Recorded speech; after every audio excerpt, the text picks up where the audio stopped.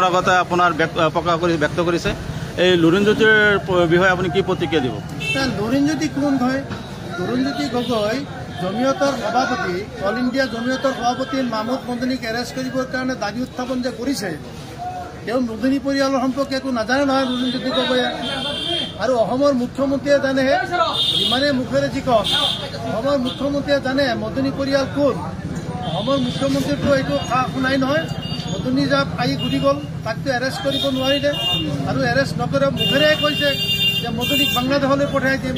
এইটো ইমান সহজ কথা নহয়তো। আছাদ মদনীৰ ল'ৰা বা হুছেইন আহমদ মদনীৰ বংশৰ মানুহ এটাক অসমৰ পৰা বাংলাদেশলৈ পঠাই দিব, ইমান সহজ অসমৰ মুখ্যমন্ত্ৰীটো দূৰৰ কথা। ভাৰতবৰ্ষৰ প্ৰাইম মিনিষ্টাৰে পাৰিব নেকি? ভাৰতবৰ্ষৰ গৃহমন্ত্ৰীয়ে পাৰিব নেকি মাহমুদ মদনীক বাংলাদেশত পঠাই দিবৰ কাৰণে?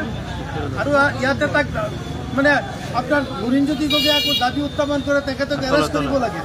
ইমান সহজ কথা নহয়, ইমান সহজ কথা নহয়। মই এইটো কথাত খুব বেয়া পাইছোঁ। আৰু লুৰিণজ্যোতি গগৈক